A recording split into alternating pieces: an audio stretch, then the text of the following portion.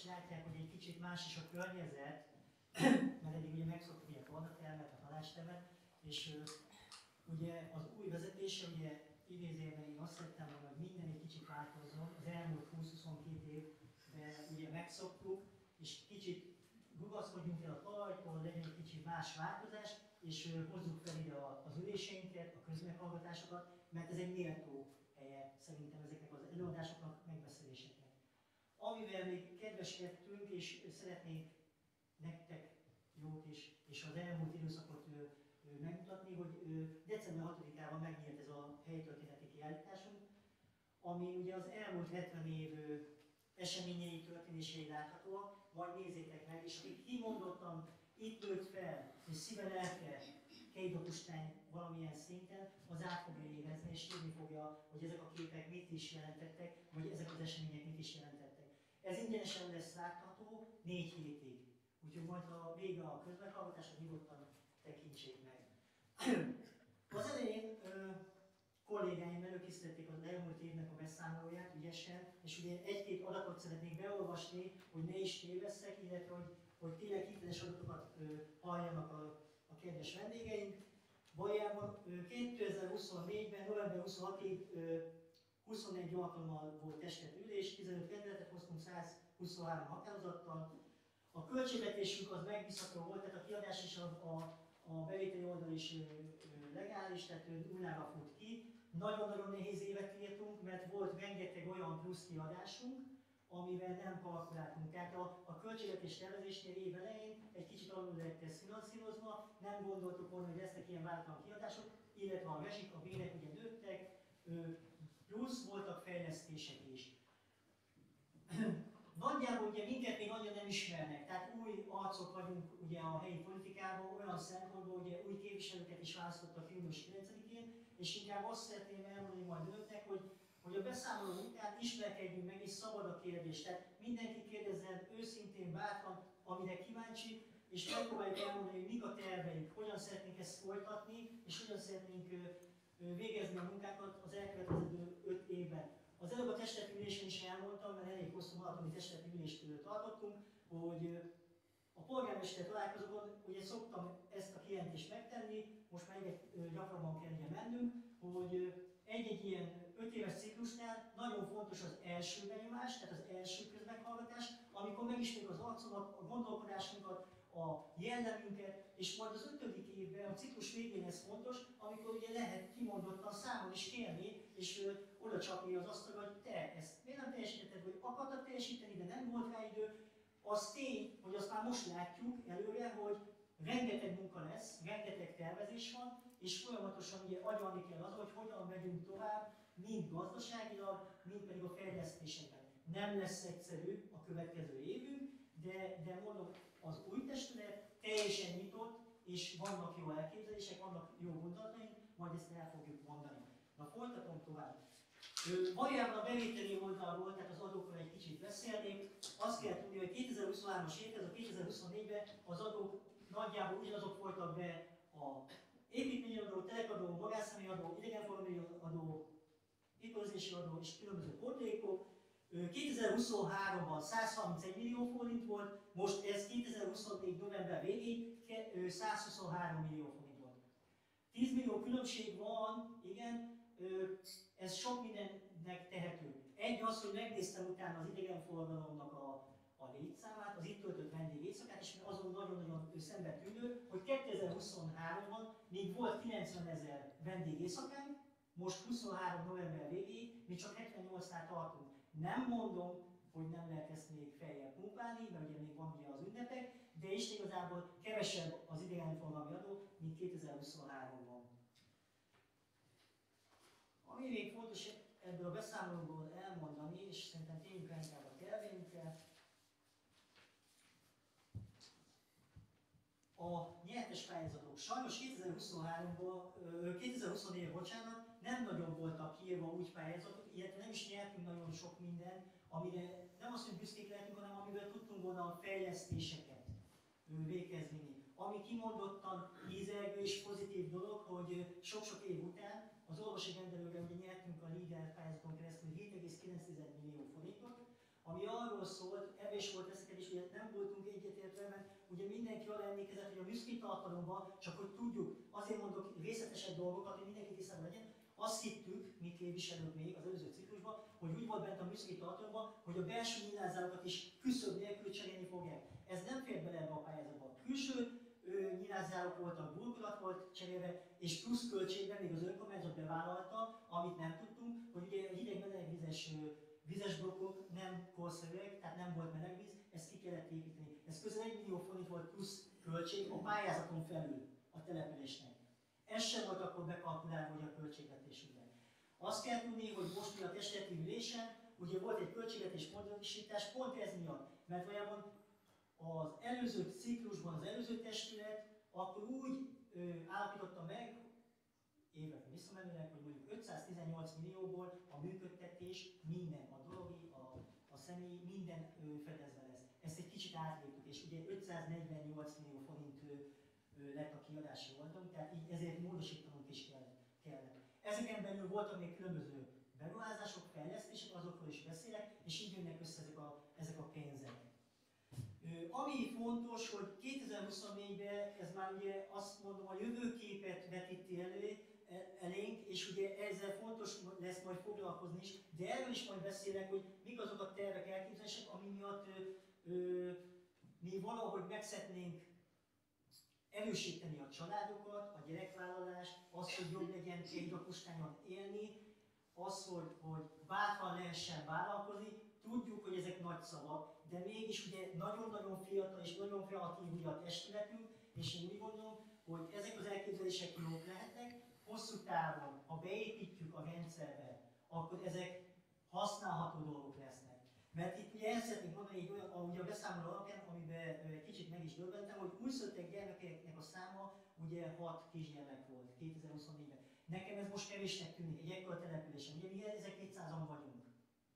Tehát ez biztos egy olyan dolog lesz számunkra, ahol kell egy olyan idézőben családpolitikát majd folytatnunk, hogy valahogy vállaljunk. Nem csak mi kicsik vagyunk, mint önkormányzat, de kormányzati szinten is, hogy ezt nagyon-nagyon támogatják, és ez jó. És nekünk is oda kell majd tenni magunkat, hogy legyen még több olyan fiatal család, vagy még több gyerekes család, aki ugye jönnek a gyerekek. A másik azért is fontos, mert ugye mit mondanak? Ugye a legtöbb településen ugye mindenki, tehát kevés a fiatal, kevés a gyermek, ezáltal öregednek, és nem lesz ott élet.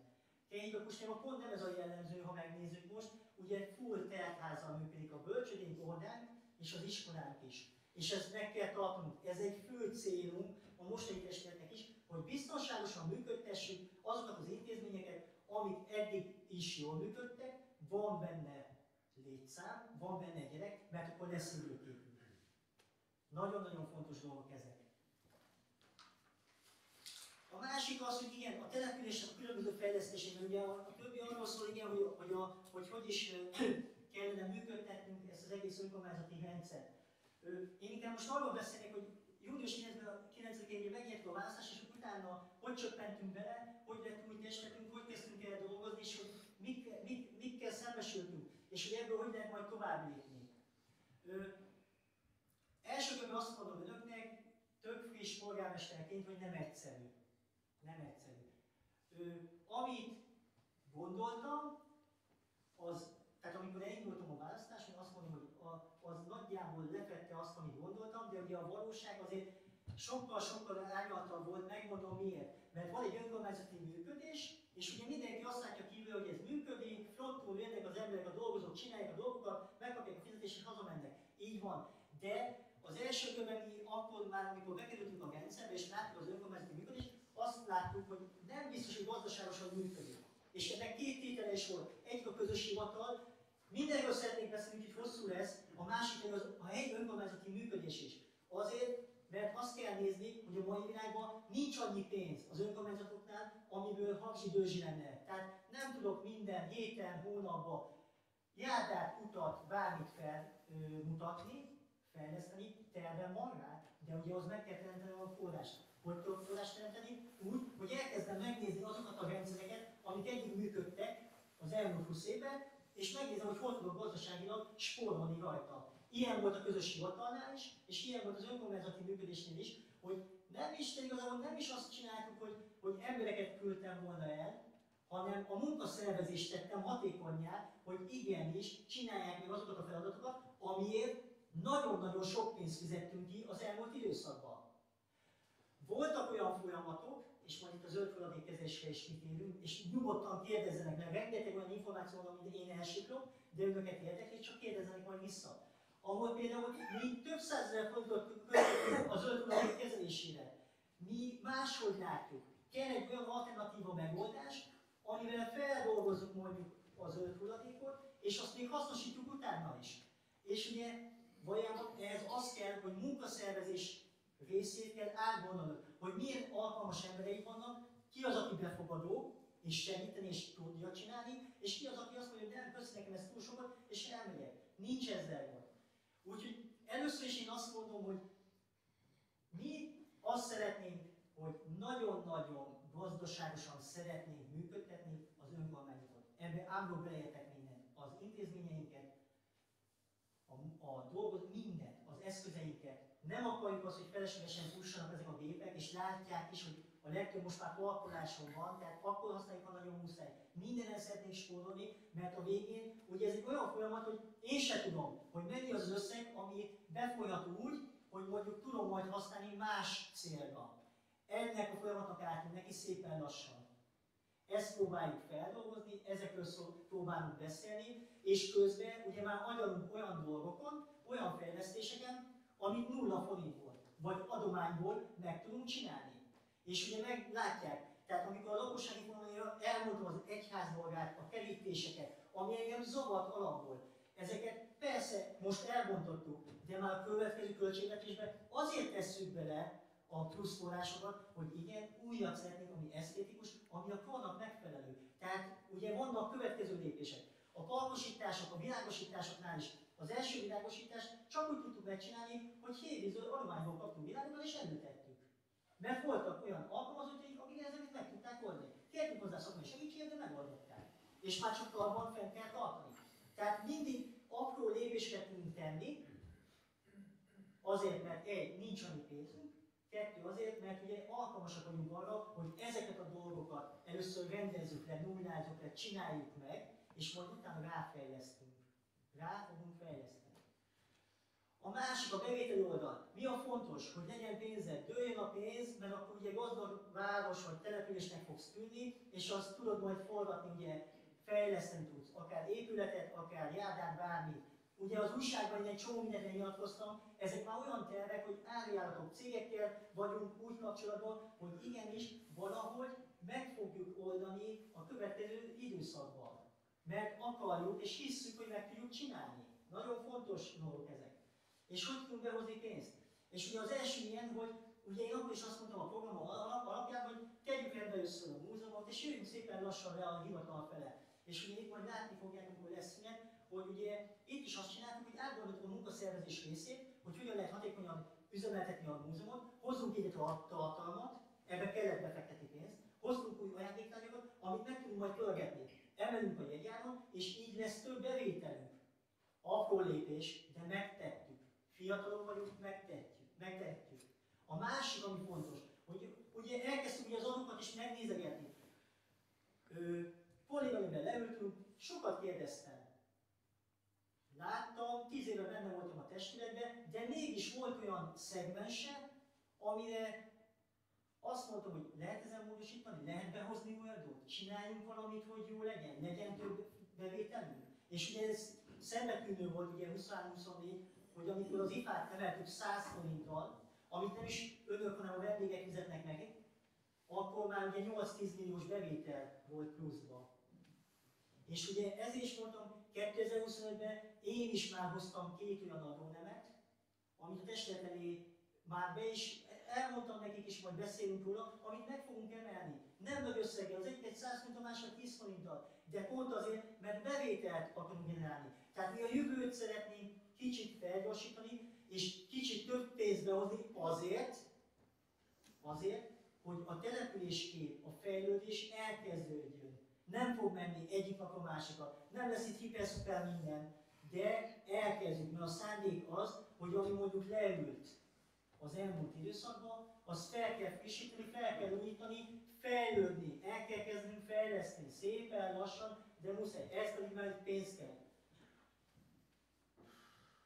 Hát nem tudom, mit mondjak még el, úgyhogy inkább kérdezzenek, bármikor. De mindom is kell menni.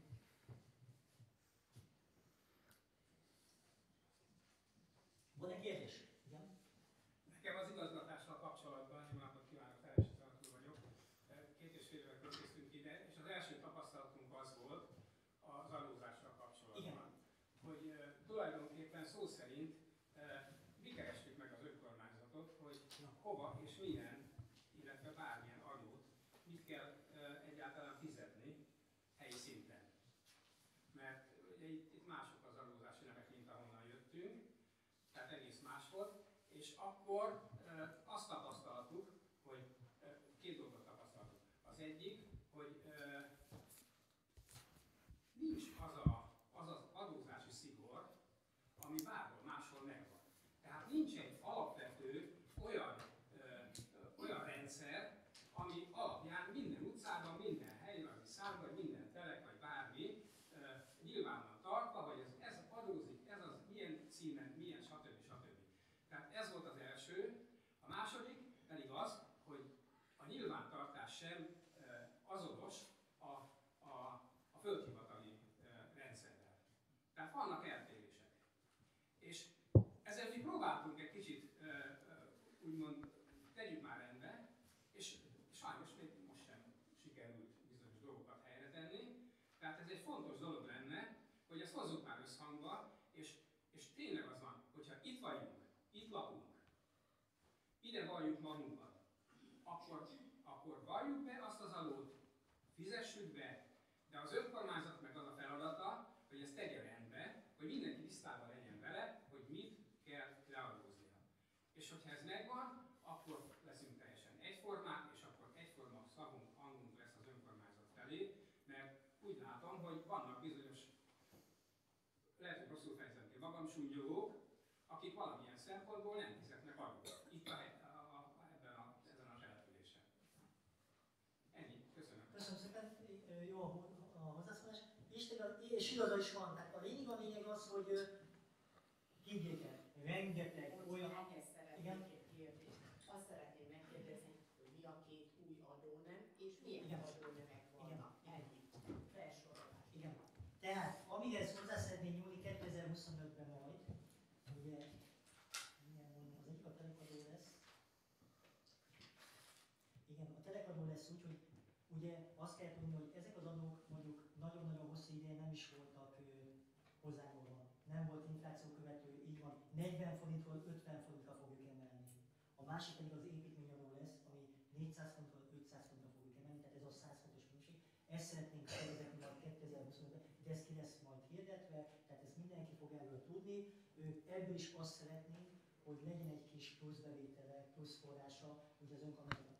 Azt kell tudni, hogy ugye pont most a testületülésen is volt szó, rengeteg sok olyan rendeletünk van, vagy nem volt rendeletünk, amiből a pénz nem jött be, nem például a lakásbérleti szerződések. Ezeket mind fel kell a bérleti szerződésekre, a különböző termekre, épületekre, rendezvény területekre, ezeken nem voltak helyes, vagy nem is létező rendeletek. Ezeket nekünk most fel kell frissíteni, újakat kell hozni. Ez pont azért van, mert minden drágult, tehát az élet gyors, nagyon-nagyon drága minden, és ugye az önkormányzatok nem fognak tudni felmaradni, hogyha nem csinálnak plusz bevételeket, plusz forrásokat.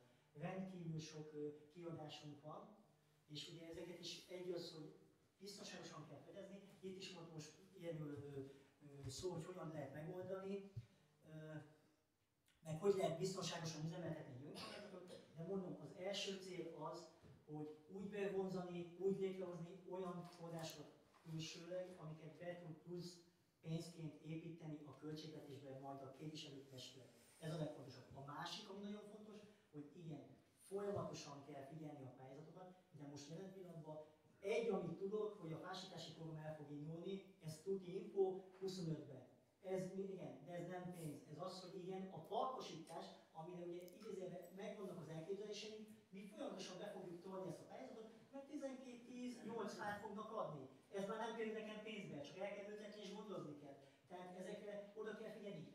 azért jó, hogy szerintem nagyon nyitott a testületünk, mert ugye figyeljük folyamatosan ezeket az információkat, és ezekből vannak meg azok, amiket lehet építeni, és majd fel lehet építeni egy-egy olyan pályázatot, meg készülni kell rá azért, hogy startra kész legyen, amikor ott van a pályázat, és meg van nyitva.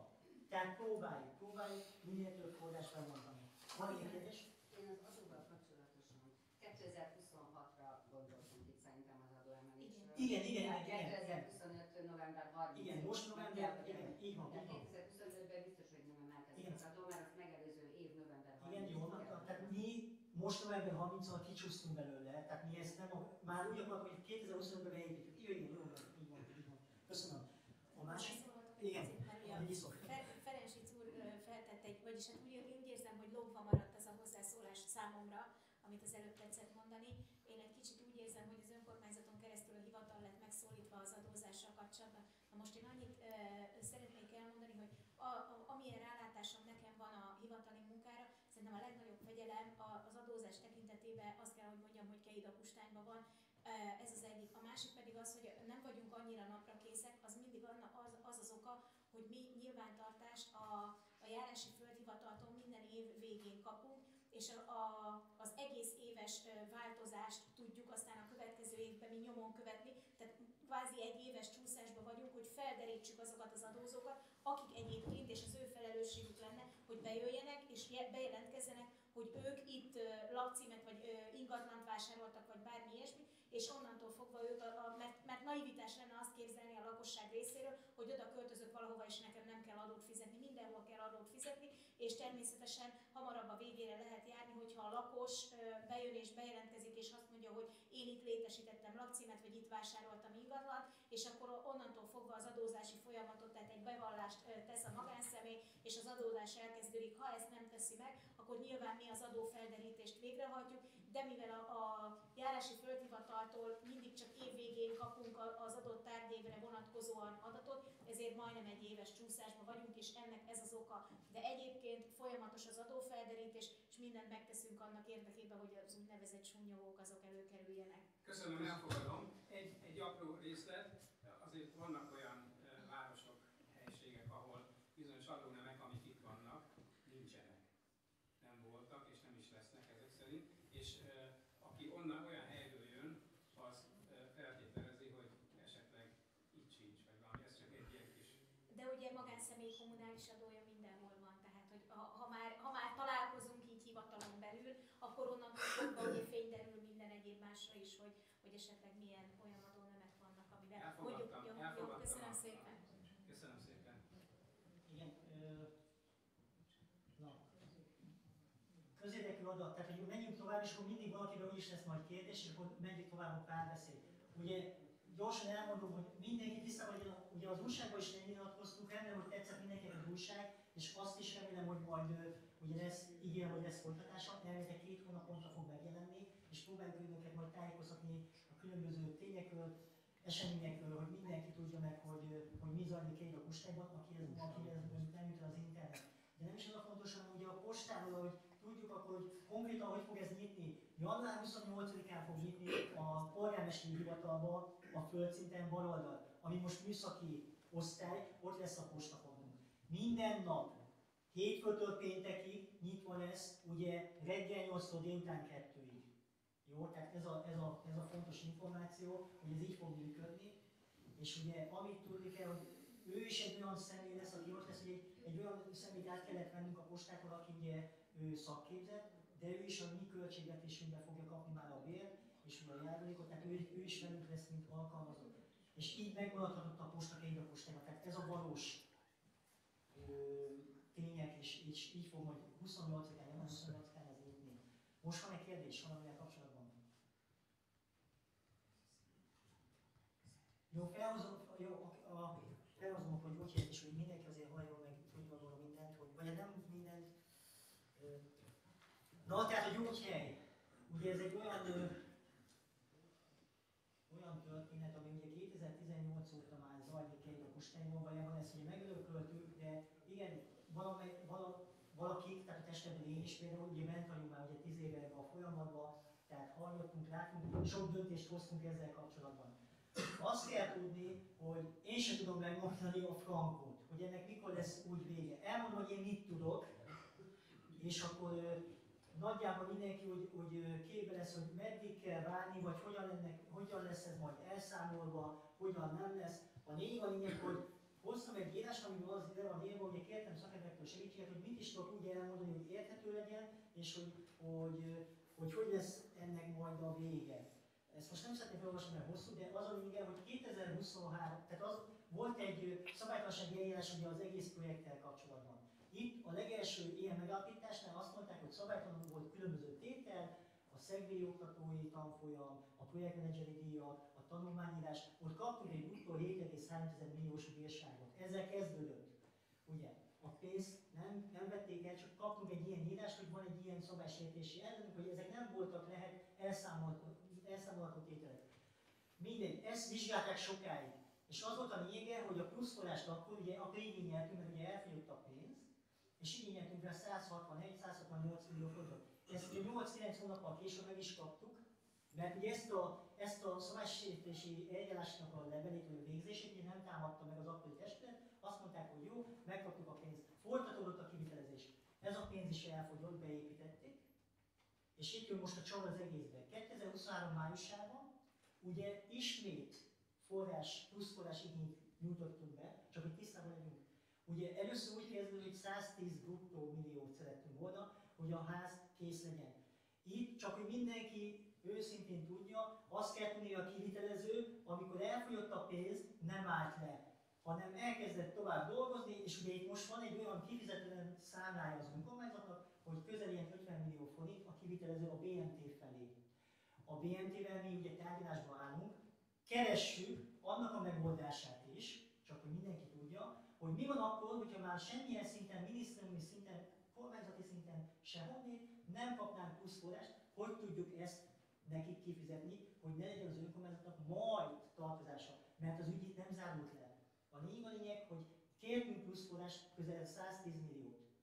Na, azóta, 2023 óta, május óta elkezdték újból vizsgálgatni ezt az egész gyógyhely projektet, és ugye elkezdték vizsgálni a Kossuth-Lajos utcát, a postától ugye befele egészen a helyiratárnál fele, elkezdték vizsgálni az információs épületet, ami ugye ott van a fürdő háta mögött, csak hogy mindenki tudja, és a Dr. Kovács Lajos sétány, ami ugye a sétány, tehát a főút mellett fut párhuzamosan, ugye szegélykövet és betonos síkbetont lehet látni. Mind a három projektelemet vizsgálni kezdték ugyanígy szabálytalansági eljárásban. Mind a háromnál meg is állapították, hogy szabálytalan, például szerződésmódosítás, mert a Covid-ra nem lehet hivatkozni, a háborúra nem lehet hivatkozni. Igen.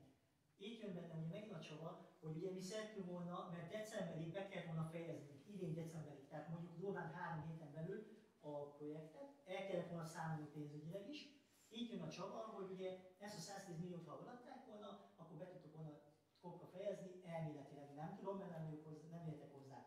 De ugye, mivel ezt nem kaptunk meg, a szabálytalansági eljárás mind a három esetben megállapította, hogy x százalékban az egyiknél 10% korrekció, tehát hogy visszafognak mondjuk 15-20 milliót, a másiknál 25%, a harmadiknál majd 100%-nál azt mondták a Kovács sétányban, hogy ez nem is készült el, ott nem történt semmi, pedig zsírúj, ugye kerítés van, tényleg elkezdték ugye télkövezni, szegélykövezni. Vajon egy független szakértő azt is mondta nekünk, hogy ez ha nem is 100% vagy 98%-ban van kész az a sétány, ami igaz, de legalább 60%-ban ott megvan az alapja, meg ugye ki van építve, tehát nem a nulla. De ők azt mondják, hogy igen, ezt is elveszünk, de 100%, ezt nem csináltátok meg. És ha ezeket a tételeket, a szabálytalansági tételeket összeadjuk, akkor valójában szembe tűnik az, hogy amennyit mi kértünk plusz forrást a minisztériumtól, az a 110 bruttó, ami utána már 97 bruttó lett, azt szinte most papíron el is vették tőlünk. Tehát akartunk is kapni, meg nem is kaptunk. És itt jön a csavar megint, hogy ugye akkor volt egy olyan konferencia, amire minket nagyon meghívtak, először személyesen akartak velünk a minisztériumot találkozni, egy az új polgármester van, új jegyző van, mindenki tisztázza, lássa az arcokat, hogy mi hogyan lesz tovább a gyógyhelyen, mert ugye az idő szűk volt, tehát december 31-ig, ismétlem 3 hét múlva, ennek a projektnek le kéne záródnia.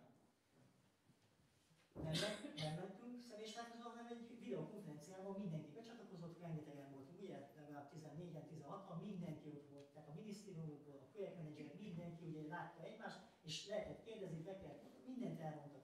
És ott kérték tőlünk a minisztériumban, hogy figyeljetek, a testület, amikor megkapja a szabálytalansági eljárásról ezt a levelet, ahol ugye azt mondják, hogy igen, különböző korrekciókat kell végezni, mert hogy ez nem szabálytalan volt idézőjelben, mondjuk a szerződés módosításban, fogadjuk el, már ne támadjuk meg a bíróságot, zárjuk le ezt az egész eljárást, ezt a szabálytalansági vizsgálatot, azonnal módosítsuk le a kivitelezési szerződést 2025.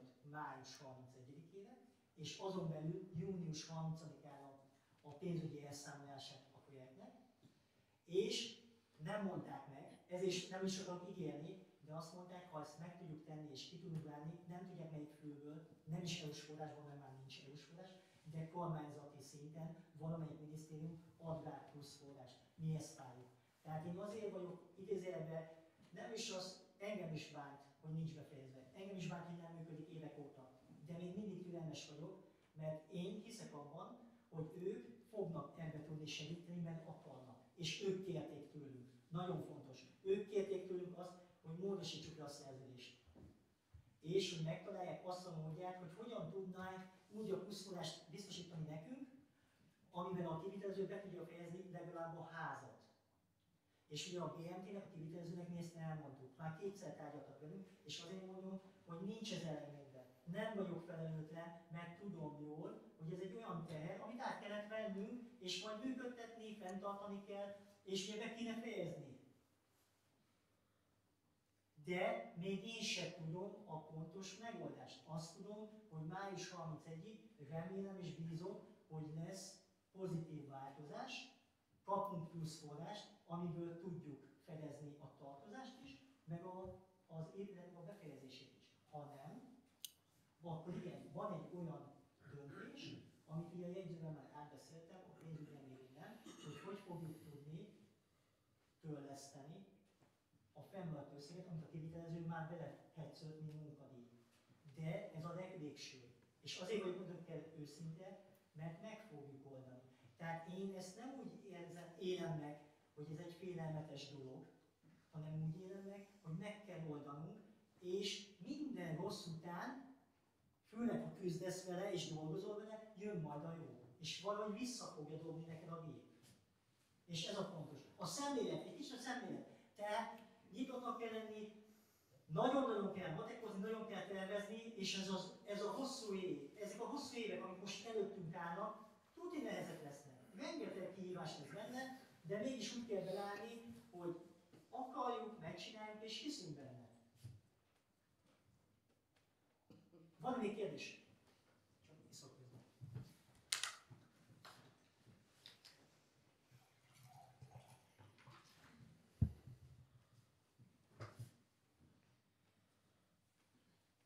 Akkor én mondom. Kejlőkostályban hosszú-hosszú évek óta a probléma a romtanítás. Ezt is a programban, a testülettel már többször átbeszéltük, hogy mit szeretnénk, hogyan szeretnénk, és ugye elmondom, kértem is már árajánlatot, kértem olyan embert, aki közelebb áll a tűzhöz, hogy ne csak az alaiskával kössük meg azt, hogy ugye van ez a romtanítás, ami évek óta megy, mert ingyenes, hogy odahoznak egy kontinert, Kustányba, Kehigán, tegyünk bele 10 kilót, aztán menjünk haza. Igen, hát ez nem jó. Értem, hogy ingyenes, de macera és nem jó. És ugye több településen láttuk azt, hogy mégiscsak megy a kis kukásautó, késeli a hídnál a kis bútort, és megy tovább. Nagyon drága pénz. De ugye én most azt szeretném, hogy 2025-ben ez a testület hozzon egy olyan döntést, hogy nem minden évben, de 2 évente, 25-ben legyen egy ilyen romtanítás, ami 2 millió és plusz áfa. Tehát elég drága.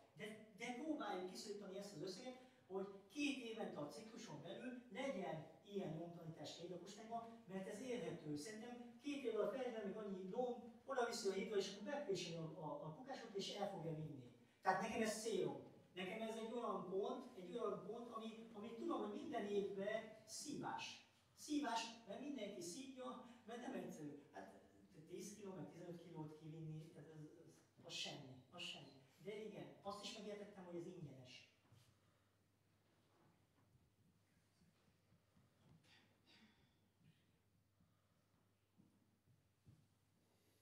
Zöld hulladék. ugye azt kell tudni, hogy erre is volt már felvetés, kérdés, és jogos persze, itt a szomszéd településnél voltunk ugye a polgármester asszonynál, és ugye ott tényleg rendelet alapján ugye bevezették azt, hogy a hét egyik napján lehet tüzelni. És ugye el lehet égetni udvaron belül azokat a zöld ágakat, leveleket, nem tudom mindent, ami ugye útban van nekik. Ez egy egyszerű megoldás, igen. Ugye azt kell tudomásul venni sajnos nálunk, hogy ugye a gyógyhelyminősítés miatt ez sajnos ugye nem lehetséges. És ugye én inkább kicsit így a nyugat fele mondanám, és mindenki, aki engem kérdez, hogy mi lesz a megoldás. Ugye két dolgot mondtam. Az egyik az, hogy ugye az önkormányzatnak van olyan gépparkja, amivel ugye legalább 10 centi vastag ágakat le tudunk darálni, ebből ugye mulcsot készítünk. A parkosítás miatt a fák és a virágegyesokban ez nekünk kell, tehát fel is tudjuk használni. A levélabban ugye mindenkinek. Ugye ezt mondtam, hogy mindkét zöld hulladékot én lezárattam, ugye most hónap vége fele, tehát most már ugye nem, mert ugye tök jó lenne, ha kultúrát ezt tudnánk használni. Az azt jelenti, hogy vigyük oda a levelet, az ágat, de itt a kehívaiban, hát egy komplet lakást fel tudnék újítani bútorban, gyerekek. Ez egyszerűen hihetetlen. A kanapé, a vödör, minden ott van kiszorva. Ez nem jó. Ez nem jó. Ez csúnya, a környezetet szétszedi, illetve azért fizet a képviselőtestet az önkormányzat, hogy utána meg tologatjuk be, mert már folyik ki a közlekedő főútra a zöld hulladék.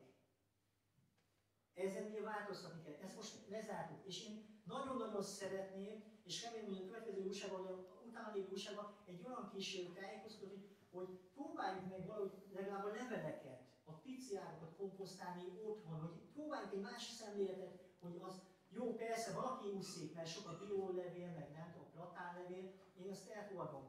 Meg fogjuk oldani valahogy, de én mindenképp azt mondom, hogy az ágakat biztos vagyok benne, hogy fel fogjuk tudni használni.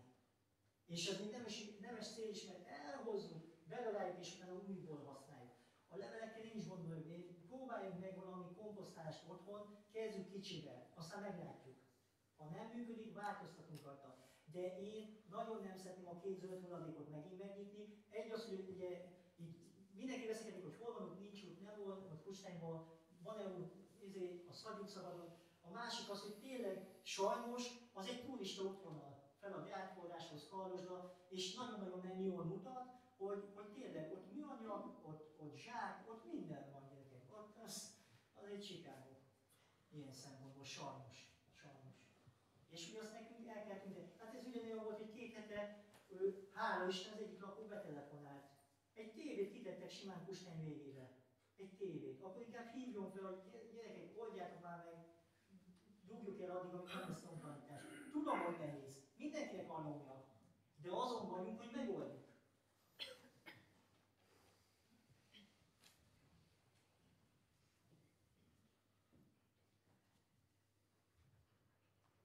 Kérdés? Tessék. Bocsánat, Is okay. tényleg egy egyszerű dolog. Már a fővárosban is működnek ilyen közös komposztáló edények.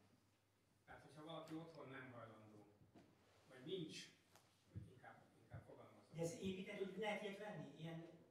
Ezt lehet vásárolni, mert a legegyszerűbb megépíteni. Hát gyakorlatilag csak deszkákat kell egymásba rakni, és akkor egy ilyen szellős komposztálót lehet csinálni. Ezek budapesti belső kerületekben mindenhol, és nagyobb városokban is láttam, tapasztaltam. Tehát oda el lehet vinni, hogyha a mi községünk elég nagy területen van. Tehát, de akkor is, ha 4-5 ilyen helyet kipécéznénk olyan helyen, ahol azért nem a turista ösvény mellett van közvetlenül, de azért elérhető. És tényleg szerintem minden telken van egy talicska vagy bármi eszköz kis oda tudnánk vinni, és ott tudnánk komposztálni, amit utána az önkormányzatnak a 1-2 kollégája kicsit kezelni, és utána felhasználhatnák azokhoz a fákhoz, amit majd fogunk ültetni. Ugye, mert fogunk ültetni fákat, mint ahogy erre ígéretünk van, és hogyha ez városi szinten megy, akkor ilyen falusi szinten pláne, hogy meg kell, hogy tudjuk oldani. Mert biztos vagyok benne, tényleg az van, hogy sok olyan telek van, ahol nincs lehetőség kialakítani ilyen kis komposztálót,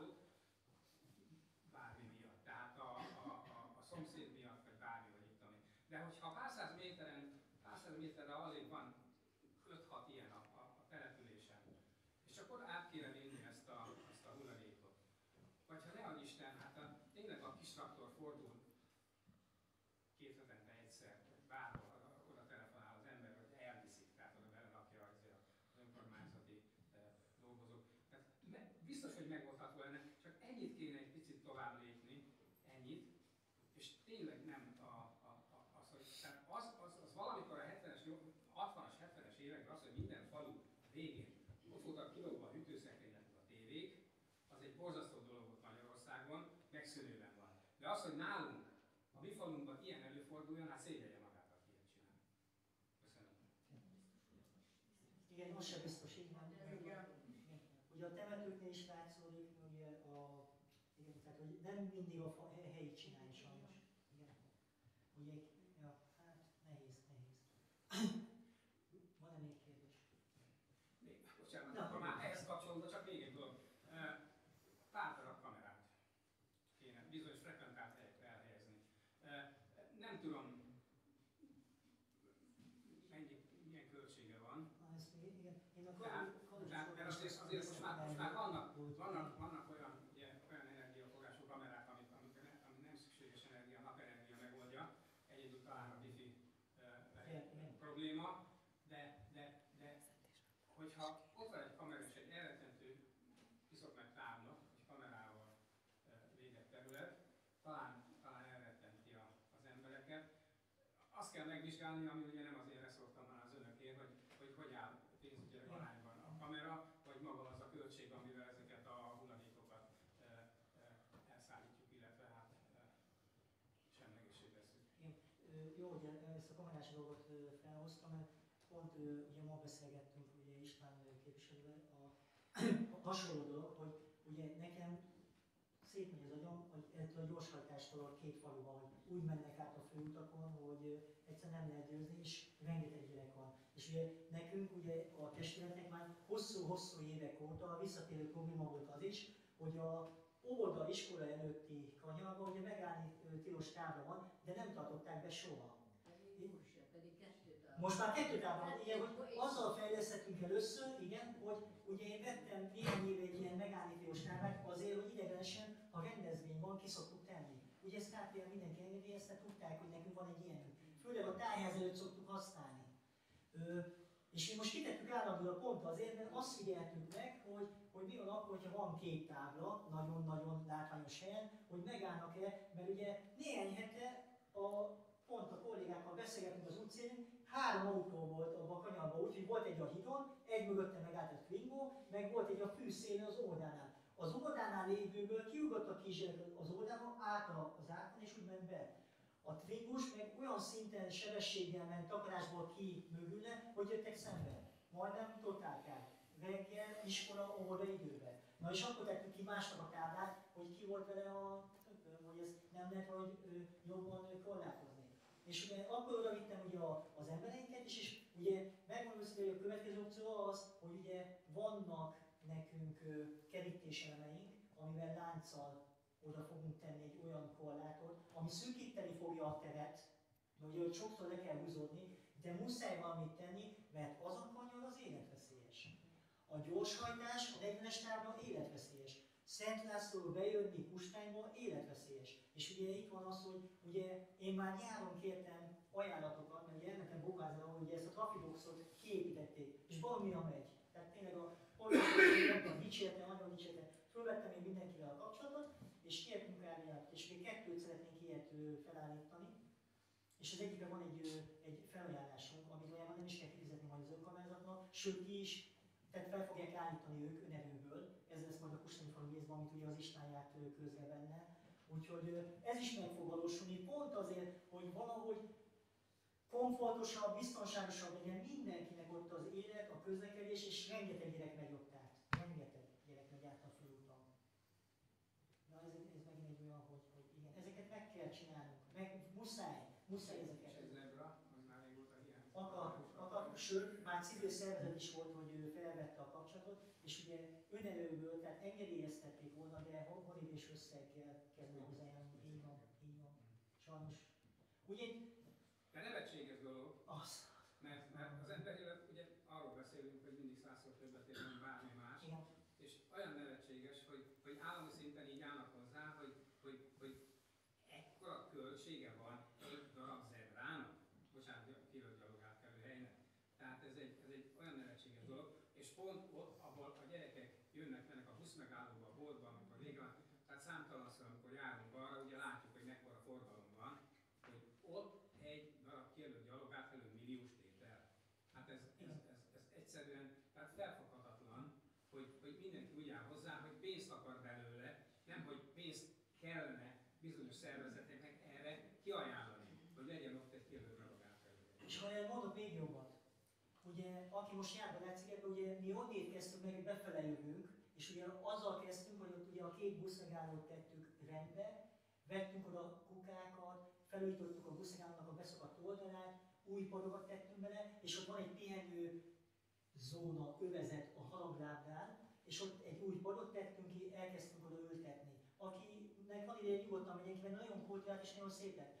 Ott is az volt a legfontosabb, hogy amikor dolgoztak az embereink, rohadt gyorsan mennek az autók. És ott van egy olyan ház, ahol előtte van ez a hang és védőfal. Ez ki van dőlve úgy a főút fele, hogy fával van kitámasztva. Akkor én a műszakos kollégának mondtam, bejöttem ide a hivatalba, mondom, Zsófi, mondom, írjunk meg egy levelet KPN-nek, hogy azonnal cseréljék ki, mert mondom, ez katasztrófa, legalább legyen új ott minden, tehát jól fog mutatni. Mi volt a válasz? Hogy keressen meg a tulajdonost, aki a házban lakik, tehát amelyiket védi ez a fal, vagy az önkormányzat vállalja be a felújítást, mert neki nincs erre kapacitás, mert nem az ő dolguk. Ez volt a levélbe. Akkor én felhívtam az ottani lakókat, mert ugye meg kell tudni, hogy ki a tulaj. És ugye most már azon megy a matekunk, hogy az ott lévők is segítenek abban, hogy ugye egy új lapot, meg ugye meg kell ugye heftelni ezeket az oszlopokat, meg kell csinálni. Meg fogjuk csinálni, lehet, hogy nem holnap, de mindenképp az a szándékunk, az egy nagyon-nagyon veszélyes dolog. Ott, ha az kibillenik mondjuk sötétbe, vagy ködbe tovább, és annak valaki neki megy, végünk van. Tehát valakinek ott vége lesz. Én úgy gondolom. És így fára van kitámasztva. Hosszú-hosszú ideje. És azért mondom, hogy igen, nagyon gyorsan átpasszolják ám, hogy csináld meg, old meg, vedd meg. Nekünk nincs erre forrás. De bocsánat, most megint csak egy hülyeség. Kérdezz. Egy másodperc. Az a terület az út patkája. Én azt hiszem, Ami a a közútnak a része. Így van. Tehát, hogyha mi ehhez, vagy bocsánat, az önkormányzat hozzányúl, akkor ez még, ez most egy hülye jogi dolog, de még vissza is üthet, hogy a közútnak akkor szól, hogy mit műveltetek a területünkön. Igen, de a közút így átpasszolta a levelünket, hogy igen, oldjuk meg mi, vagy az ott lévő magántulajdonos. Így van. Hát akkor meg kell keresni a közútnak a felettesét, bocsánat, nem felettesét, hanem a... Hát valakit igen. És akkor hát egy sima levél, mert ezt nem szabad elhagyni. Ezt nem tudták megmondani, igen. Ezt nem tudták megmondani, így van. Azt ők csináltatták, mert a havat rákolták még az ablak. Ja, aha. Mindegy, ott most a Béla nagyon sokat segít, és ugye ő vele vagyunk úgy kontaktban, hogy próbálják a tulajdonosokat, meg az ott élőket, hogy akkor valahogy állítsuk már vissza azt a falat. Nem nagy munkám, tehát 2 vasoszlop billen ki úgy, hogy aztán csavarozni, bűvelezni kell újból, és ahhoz kéne hozzá, ugye nem szegelni, csavarozni, nem lehet ezt csavarokkal az új falat, amit meg kell venni. De meg kell oldani. Lépjünk tovább, mert Igen, menjünk, igen. igen. Van-e még kérdés?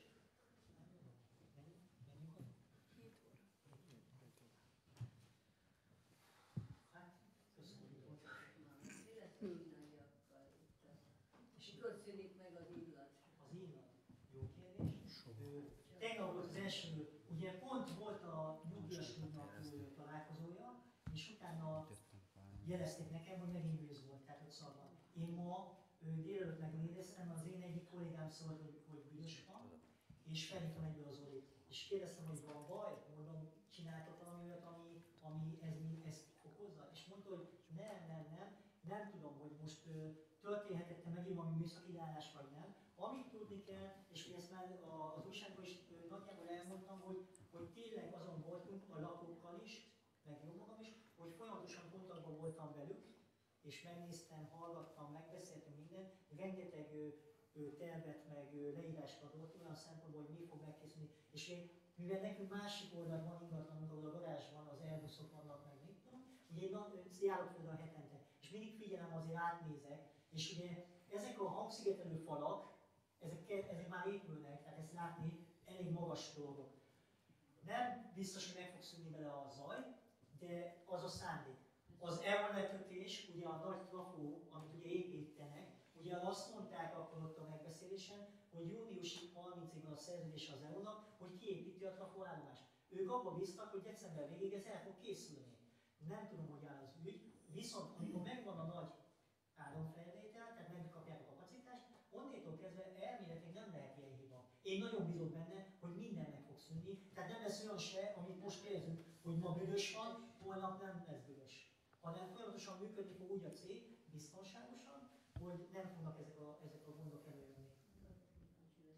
Igen, tehát ezt meg kell még várnunk, így van.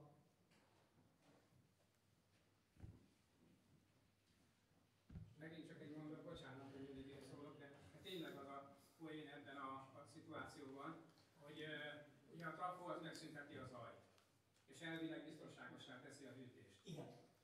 Ez egy dolog. Csak hogyha van 2-3 konténer ott a területen, ami eddig volt, 3 konténer ennyi büdösség. De amikor 6-7-8 konténer van most, akkor adjuk hozzá ezt a dolgot, és akkor a levegőben ugye a gáz az terjed, a szag meg gáz. Tehát gyakorlatilag most úgy átvertek bennünket, mint a pinty, amikor elmondták, hogy ekkora kapacitás, és majd ez lesz a szállítással, tehát ott hátul, ott nem annyi konténer van, mint volt, hanem a 3-szorosa. És a szag is 3-szorosa. Igen, az nem biztos, hogy rákötik ezekre, tehát nem lesz abban hűtés? Nem, bocsánat, erre nem tudok. Én sem tudom, Pont hogy azt akartam mondani, hogy nekem úgy rémlik, hogy azt mondták, hogy azért fog megszűnni a szakhatás, mert egyrészt gyakrabban fogják elszállítani, másrészt viszont hűtött árut fognak szállítani. Tehát hogy nekem úgy rémlik, hogy azt mondták, hogy pont azért nem lesz szava, mert az a végtermék, amit eddig a fehérje megsemmisítő elvitt, és most valaki más szállít el, hogy az hűtve lesz, és az így fogják el. Igen, ezt Tehát mondták. ugye ezért bíztunk benne, hogy a szakhatás meg fog szűnni, és nyilván, hogy azért, ahogy azok a konténerek, azok hűthető konténerek vélhetően. Végül is, tehát hogyha normálisan le van hűtve, ha normálisan le van hűtve, meg a technológia be van tartva, akkor teljesen mindegy, hogy hány konténer van, hanem büdös. Igen, ezt kell majd kívánni. Mert én is érdekem, hogy minden hűtve lesz, és hogy valami megszűnik. Hát majd miért megvárjuk. Idő mint a tenger, úgyhogy nem tudom. Végkérdés? Hát ebből a szempontból az, hogy van-e ráhatásunk arra, hogy azok az illetékes hatóságok, akik bizony bármit engedélyeztek azon a telepen. Most ugye többen vannak, tehát itt ez a baj, hogy az egyik mindig mutogat a másikra.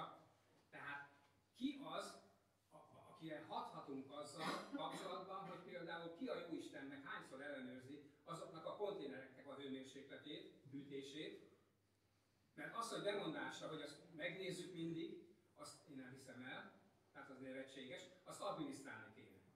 Ezt a technológiának elő kéne írni, és ha a technológiában elő van írva, akkor ezt egy hatóság követelje meg. És erre kéne valamilyen ráhatás, hogy az önkormányzatnak legyen valami kapcsolata azokkal a hatóságokkal, ilyen szempontból, hogyha nincs is döntési joga az önkormányzatnak, legalább ráhasson arra, hogy a technológiát tartsák be. És ne csak bemondásra. Dokumentálják. Nem tudom, tehát ennek utána kell járnom, meg kérdezem, hogy ez hogy működik, mert szerintem egy ilyen műszaki dokumentáció, amiben írogatják ezt, csak nem tudom, hogy az hitelesíti, vagy ki ellenőrzi. Meg milyen gyakran van ellenőrizve. Lehet, hogy fél évente, hogy mindegy vízmintánál mondjuk egy medencénél, hogy mondjuk fél évente kijön az ellentész, és megnézi, szurok. Nem tudom, hogy van ez. Meg kell kérdezni, nem tudom. Igen, de hogyha dokumentálva van naponta vagy hetente, az még nem jelenti azt, hogy jól működik. Hogy nem, vagy meg is nézik. Ja, hát leírni igen, lehet. Írni lehet. Én akkor lehet egybe, hogyha előre egyeztetett időpontban hívom őket. Tehát nem is úgy van, hogy csak oda megyek és figyelj, most meg akarom nézni. Tehát ez a baj, igen, tehát ez, ja. Nem tudom, a szülőket nem zavarja az, hogy nap mindnap a gyerekek itt az iskolában benn vannak? Elméletileg nekem visszajelzés, szeptemberben még volt visszajelzés, most nem volt. Nekem tegnap volt az első adó, meg és a telefonálom is az Olinak, hogy mondom, hogy van-e valami probléma. Hétfőn este már volt a sétáltunk és vissza kellett volna. Hiszem, amikor nekem is annak szóltak, hogy Visszatérő először. van, akkor az. És csak persze az, aki nem érti, az kineveti azt, aki ebben él. Á, nem, hanem ugye azért, tehát, na, az emberek igen, tehát hogy na, Egy csúnya dolog. nem kinevetik, hanem ugye nem foglalkoznak vele úgy, mint akinek probléma. Itt ez a baj, hogy ugye amikor volt a lakossági fórum is, az szerintem egy jó ötlet volt, és nagyon-nagyon jó lett volna, hogyha az 1200 lakosból mondjuk nem csak 80 jön el, meg a testület, hanem mondjuk eljön volna 200 ember. És akkor tényleg ott van egy olyan tömeg, egy olyan nyomás, hogy az a jogász fickó, aki ugye majdnem hülyének nézett mindenkit, de most ezt én mondom, hogy akkor nem biztos, hogy így kommunikált volna a lakókkal. Tehát az összefogás nagyon fontos, egy ilyen ügyben is, nagyon fontos. Bocs, egy pillanat, ugye ezen a bizonyos augusztus végi fórumon én vetettem föl a civil összefogást, na meg is mutattuk neki a lehetőséget, nulla volt a jelentkezés. Én azt tapasztalom ebben a faluban, most elnézést, ne vegyem bárki is magán, de azt tapasztalom, hogy itt mindenki szeret panaszkodni, mutatni az önkormányzatra, a hatóságokra, de amikor azt mondjuk, hogy gyerekek, gyertek, segítsenek, valamit tegyünk együtt, én aztán nem. Tehát a közömbösség, ami jellemző ebbe a faluba, annak a nevét ezt megszagoljuk. Köszönöm.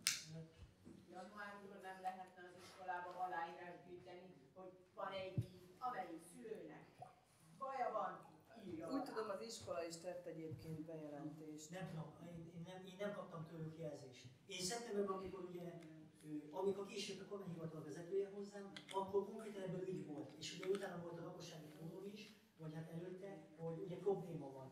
Én azóta most kapom az első ilyen visszajelzést, de mondom, én úgy kontrolláltam, hogy mindig sasoltam, hogy épül valami, csinálnak valamit. És ugye azokat a képeket, amiket átküldött nekem a Zoltán, a fejlesztésekről, a hangfalakról, meg mit tudom, az tényleg most már látszik, hogy ott épülnek ezek a hangszigetelő falak, ezek a szendvics panel cuccok. Úgyhogy biztos, hogy az a szándék, hogy eltűnjön minden probléma, de még van, de még van, de még van. Köszönöm.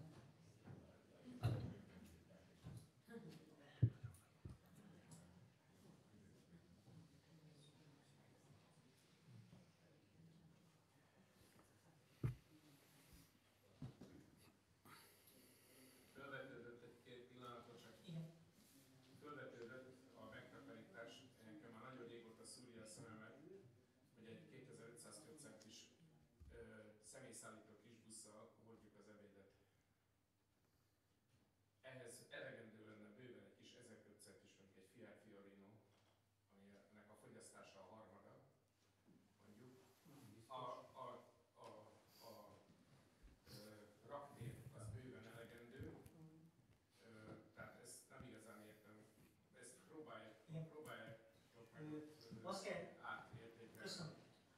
Jó a felvetés, mert ugye ezen is lehet spórolni. Ugye most mi ugye el is kezdtük ugye szeptember végétől ugye az üzemanyagról úgy játszani, hogy ha nem futnak az autók feleslegesen, hogy mennyit lehet ebben spórolni, és ugye most is a szociális tűzifánál, hogyha azt nézzük, ugye majd a mi saját traktorunkat ki fogjuk tudni hordani a szociális tűzifát ugye a gázszolóknak, tehát hogy ez egy mozgástér.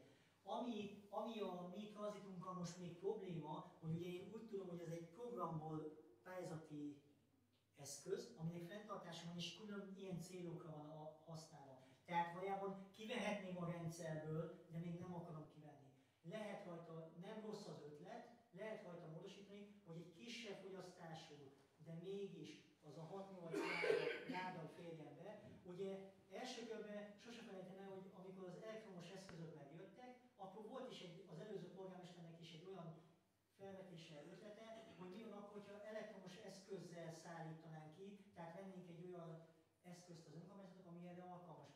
Tehát nagy pénz, de mondom, igen, ez egy nem rossz dolog, hogy mi van akkor, hogyha majd kiváltjuk. Ha lefut a pályázati idő, a fenntartási idő, aztán ennek az autónak 10 év volt, de nem akarok hülyeséget mondani, utána kéne néznem, hogy utána kiváltanánk, és csak mondjuk személyszállításra használjuk, amikor kell, és egy kisebb fogyasztású autóval oldjuk az ebédet. Ezen is lehet spórolni, így van, így van.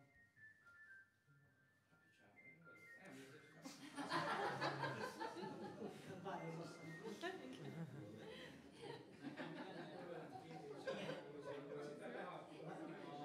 Igen.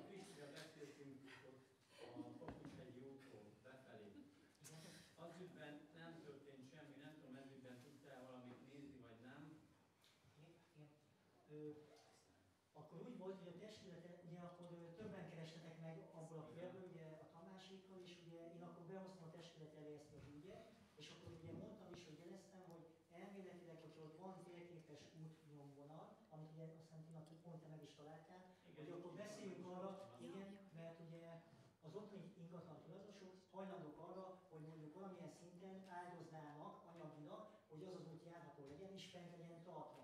És én akkor azt mondtam, hogy akkor, hogyha ez tényleg így van, hogy van ott nyomvonal és út, akkor 2025-ben térjünk erre vissza, méressük ki konkrétan, hogy mindenkinek jó legyen. Tehát, hogy egy közös...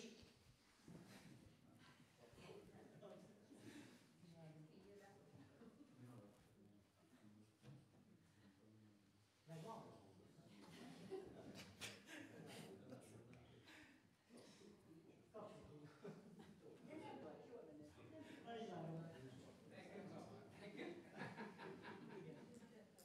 Oké, tehát István, én azt mondom neked, a szándékunk az, hogy kivihetnénk ugye ezt az utat, hogy lássuk a térkép alapján, hogy ez hova fog esni, de ugye azért ott vannak olyan kérdések, hogy most van az akácos, vagy erdősorba megy, vagy fölötte van, vagy van egyáltalán út, a zeneje az nincsen meg. Azt most is tegnap néztem pont, hogy ott nagyon sáros, ahogy ráfordulsz az útra. Tehát ugye nem tudom. Ki kell... Nem lesz sáros. Ja, jó, Most már kavicsos lesz. jó. Az a lényeg, hogy figyelj, ha ott a tulajdonosok, mindenkinek mondom, ha korrektül ki tudjuk mérni, nem vagyunk ellene, hogy legyen ott út, hogy tudjatok közlekedni biztonságosan, megfelelően, és ugye akkor azt mondták, hogy áldoztok rá annyit, hogy ez működő Mi meg is csináltunk. Én meg is csináltam. Oda én már kivitettem, vagy több kocsi kavicsot, amikor nekicsináltam, mint kijönni. A Gabriellával, a doktornő, az osztrák doktornő is adott vele, az Andrea is hajlandó, az Andrea úgy tudom, hogy holnap fog hozatni kavicsot oda. Most nekem nem gond, én be tudok menni, csak ki utána menni, az nem fog tudni bemenni, mert én szétvágom neki az utat. Most én nem akarok senkinek ellensége lenni a faluba, mert én hozzám bárki oda jöhet. Segítséget én segítek. Én csak arra kérek benneteket, hogy erre tegyünk pontot, hogy hol van az az út, mikor lehet megcsinálni, nem kell a segítség, ha nincsen az önkormányzat pénze, megcsinálom én, megcsinálja a harmadik, a negyedik, ígérjük, hogy ne a sárga kelljen bemenni, mert nem lehet bejárni pián. Akinek ott ingatlanja van, értelemszerűen be akar járni, ki akar jönni. Annak sincs értelme, hogy a sár kicipeljük az útra, valaki elcsúszik rajta, balesetveszélyes, vagy jobb lapátoljuk 5 percenként. Na én is újítom fel az épületet, az Andrea is akarja, a másik és a Tamás és a negyedik is, nem tudom, még kik vannak ott. Én akkor a testletnél is ezt mondtam, igazad van, és mondom, ha van szándék, hogy van egy idézőben lakó közösség, törvényesség köz, ha ti így akarjátok, megtesszük azt, hogy kimérjük az utat és csináljuk meg, hogy akkor az legyen meg az út, és tudja mindenki. Nem aszfaltos utak akarok. Tudom. Én szeretném, hogy minden aszfaltos legyen. Az elkövetkező 30 évben mondjuk. Jó, oké. Van-e még? Az ingatlanoknál a fűnyírással lehet valamit kezdeni? Őszinte leszek, igen. Tehát, Nem úgy néz ki, elnézést. igen. Tehát október óta már ezen is úgy a gyanú, hogy lehet azt megtenni, hogy rákényszerítsük ugye az ingatlan tulajdonosokat, hogy karban tartsák az ingatlan elejét, közepét, területét. És ugye például múlt héten volt, hogy az egyik dolgozómat már nekem szólta a szemet, a Petőfi utcán, a Dezsőn Pazóval szembeni árokba olyan nagy volt a fű, hogy kifele hajlott a főútra. És ugye levágattam utoljára. Mert én is úgy vagyok vele, hogy jogos, ezt be kell hagyni. És én nem tudom, hogy majd rendeletet, vagy hogy tudjuk beszorítani a lakókat, bocsánat, de muszáj, hogy az összkép az úgy nézzen ki, hogy gondozott legyen. Igen. Ezen ugyan vagyok, Akkor így van. gyere el az Adi utcába, aztán nézd meg, már az idén egyetlen egyszer lett levágva félig. Amelyik? Hát a szomszéduk. A telep. A Rozdenféle. Terület. Jegyzőasszonnyal beszéltem júniusban, akkor mentem be először, azt hiszem. Rá egy hét múlva jött egy fiatalember, felét levágta, a másik fele Ugye- ott volt, de már akkor másfél méterre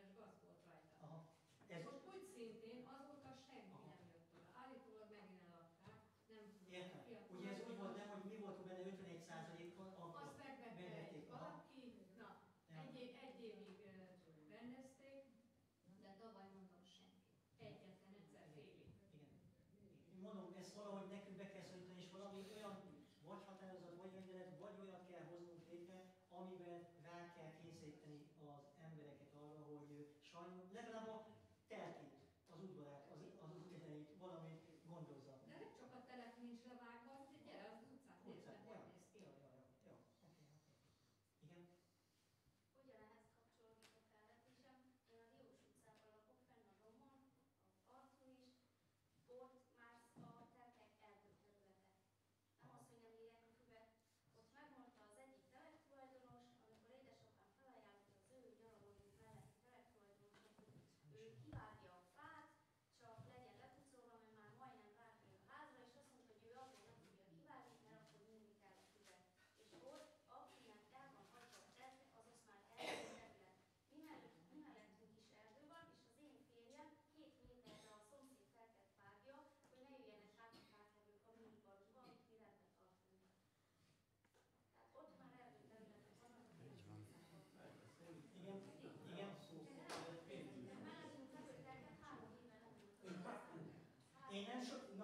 Én nem sok mindent szoktam ígérni. Én a kampány alatt sem ígértem, mert tudom, hogy ez visszasülhet, hogyha ígérek nagyot, akkor mindenki utána fújok, hogy ezt is megígérte azt. De megpróbálom ezt a dolgot tényleg megoldani, vagy olyan pályára állítani, ami mondjuk az elmúlt időszakban nem sikerült. Én utána fogok ennek járni, hogy máshol, mert én hallottam olyan kivetett bírságokat más településeken is, hogy állt a haja, hogy ilyeneket meg lehetnek tenni, igen, a jegyző, meg ugye a polgármester. És szerintem, igen, lesz egy olyan megoldás, amit remélem ez a testület fog támogatni, és akkor rendezni fogjuk ezeket a területeket, mert tényleg katasztrófa. Katasztrófa, ez nem jó. Igen. Mert eddig mindig az volt a téma ezzel kapcsolatban, ugye, hogy már nem lehet olyan rendeletet hozni. Nem, valahogy kitaláljuk. Én majd idén, igen.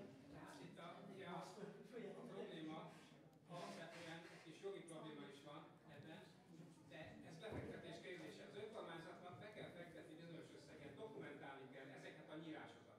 Ezeket kényszervágásokat, kényszernyírásoknak nevezzük el, amire meg kell hozni a rendeletet, hogy ezt, hogyha a tulajdonos nem végzi el, akkor az önkormányzat levágja. Igen, csak hogy a tulajdonoson nem lehet beavatni. Egy pillanat, önkormányzatnak mindig.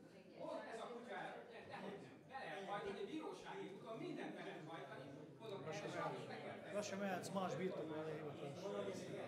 És utána sajnos jön a következő, hogy elvileg évente, hogyha változik a tulajdonos, akkor nehéz, utána lehet megtalálni a régit, az újat, vagy bárkit, vagy mit tudom én. Igen, hogyha ez bírósági úton van ez a dolog, akkor behajtható, és be fog jönni az a költség. Csak ez sajnos előre meg kell finanszírozni. Gondolom a jegyzőasszony egyetért velem, hogy az, hogy ugye mondta, hogy évente egyszer kap frissítést a földhivataltól, tehát lehet, hogy azóta már 2-3 új tulajdonos van, tehát nehéz, de meg lehet találni, a földhivatalon meg lehet találni, hogy abban a pillanatban ki volt a tulajdonos. És akkor az ellen egyszerűen. Most ezt azért tudjuk itt természetesen, tehát mindennek megvan a Nyilván a lépések, mert hát azért olyan szinten napra készek tudunk lenni, hogyha mondjuk egy adott ingatlannál meg akarjuk nézni, hogy ki a tulajdonos, akkor hatósági eljárás keretében ugye mi tulajdoni lapot tudunk lekérni. Tehát annak nincsen akadálya, csak az adókivetés szempontjából mondtam én azt, hogy most heti szinten nem kérhetünk le mindenre tulajdoni lapot, hogy volt egy tulajdonos változás. Tehát, hogy ezt így nyomon tudjuk követni, de egyébként borzasztó nehézkes, meg az, hogy mondjuk az önkormányzat lenyírja, ez mindaddig lehetséges, amíg mondjuk nincs ott az ingatlan tulajdonosnak egy kerítése. Hogyan megyünk mi kerítésen belül? De azért ez is nagyon sok kérdést felvet, hogy ezt nem kerítésen Hát ezt azért ön, mint jogász, körbe kéne járni ezt a dolgot. Tényleg, hogyha be van kerítve egy telek, és a kutya nem ül hozzá éveken keresztül, akkor egyszerű a megoldás. Én oda megyek, oda rakok egy padlagfüvet, lefotózom, és abban a pillanatban megvan a jogi alap arra, hogy a kerítés meg. Jó, oké. Higgyétek el, higgyétek el, hogy azon leszünk mindannyian, hogy ezt megoldjuk, mert ez egy tényleg visszatérő probléma hosszú-hosszú évek óta. És találunk rá olyan, remélem, kiskaput, ami, vagy szobályos kaput, jó, akkor mondjuk így, hogy ez megoldás legyen hosszú távon a településnek. Mindenki a maga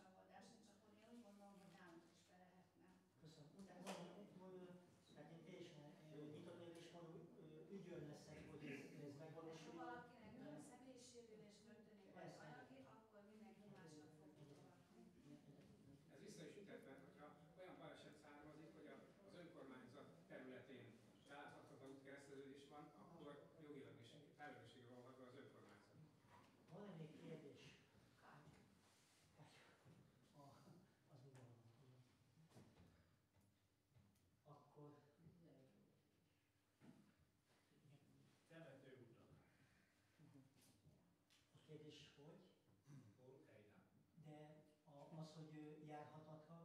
Hát, így mondom. Igen.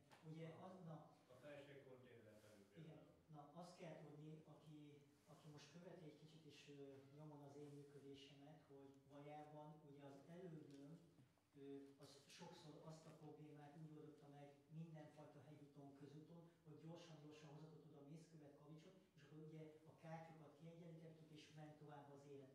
Ugye én az elején még meg is tehettem volna, de én most megmondom az őszintén, hogy nagyon-nagyon azon vagyok, hogy ahol tüzet kell oltani, azt megoldjuk. Tehát ez egy most jó felvetés, hogy annyira... Igen. Viszont ahol látom, hogy van lehetséges olyan megoldás, hogy mondjuk egyszer belekölt a testületünk milliós összeget, de az évekig úgy marad, mi azt a megoldást támogatjuk. És tudom én is, hogy például az Óvodaút befele, a Bölcsődénél katasztrófa. A Nádi Rigó katasztrófa. Most, igen.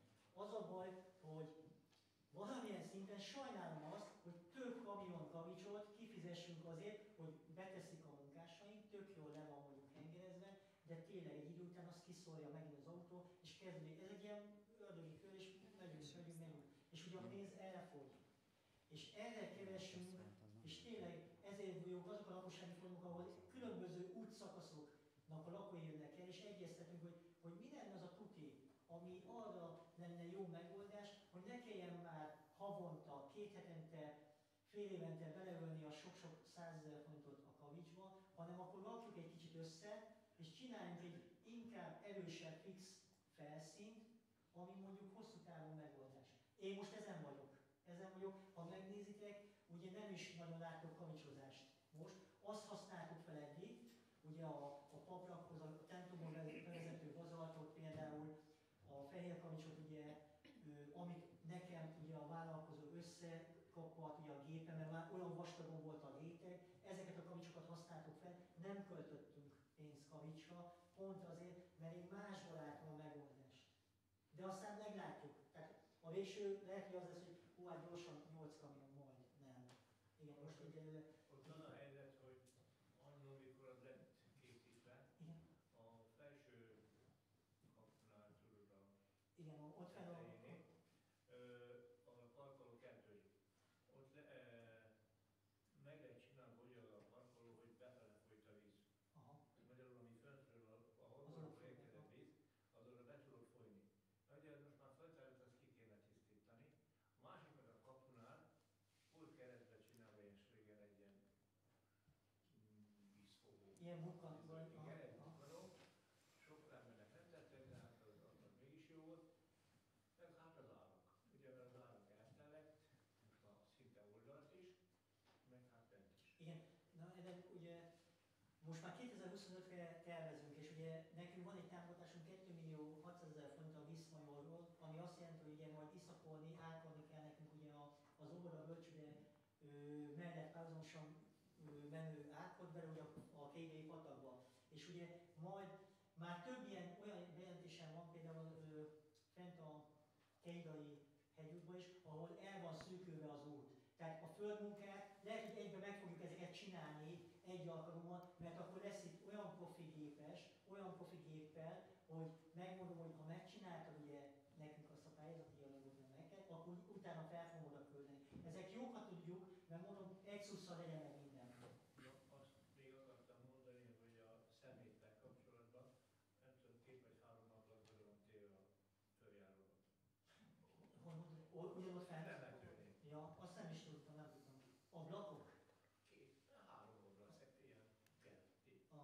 Azt lehozatom holnap akkor, én nem tudtam. Ott van, hogy befordulsz a fölúton. Mondom, ez ugyanaz, hogy van olyannak, aki egyből bejelenti, hogy figyelj, ott egy tévé, azonnal behozzuk. Tehát ugye én se nem tudom elnézni, hogy mondjuk a település színét... Nem mondom, még mit hozzatok be. Ja, igen. Tehát ezeket megpróbáljuk megoldani, mert mondom, az a jó, ha kicsit rendezettebb kultúráltan nézünk ki, aztán bízunk a szervőjükben mindannyian. Még én mondanám már jó, itt a Zsobordánál, meg az iskolának, a Széchenyi utcából, meg van itt mindig kavicsozni szoktak, vagy az óvoda mellett. Mindenhonnét ugye ide folyik hozzánk le a víz, a nagy víz. a víz, és akkor az út is, hát látod már az megy,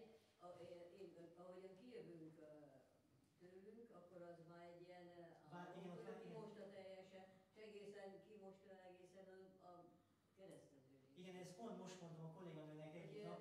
Az összes híd olyan az iskola előtt, a műfáz előtt, hogy az útszéle már olyan magasan van, hogy a peremben ugye már nem látszódik, mert ugye ott nincsen kavics. Igen, ez mindenhol. Akkor érted, az autó is hát tönkreteszi, mert mindig egy zökkenő. És ha betemeltem, viszont jön az első újra ki. Újra ki fogja most, igen. Hát nem tudom erre, hogy lehet, hogy kérnek ugye ott is a legjobb megoldás az lenne, hogy a bölcsődei utat befele ugye elkezdenénk aszfaltozni, vagy fix felszínű úttá tenni, mert ugye akkor ugye, amikor ezt elkezded építeni, akkor a víz, az esővíz elvezetést ugye már alapból kiépíted neki, hogy ne folyjon rá a ti házatok fele. Így van. Azt mondják, hogyha az óvodánál van az a híd, tudod, hogyha oda egy akadót, egy lengő. Igen, hogy ott le tud folyni a víz, akkor már mindjárt nem folyik. Markaszfaltban kell gondolkodni. Hát igen, ez egy olyan kivitelezés. Nyári kivitelezéssel. Apránként is, de az megoldás az aszfaltozás előtt, meg a munkáltatás után. Na, úgyhogy van még kérdés? Akkor nagyon-nagyon szépen köszönöm, hogy megtiszteltek és hogy itt voltak. Mindenkinek kívánok áldott békés, boldog ünnepeket, boldog adventi időszakot, úgyhogy hát mindenki pihenje ki magát, családozzon. Hosszú volt ez az év, elég pörgős volt a vége, úgyhogy várjuk az új évet. Úgyhogy köszönöm szépen, hogy itt voltak. Jó pihenést mindenkinek!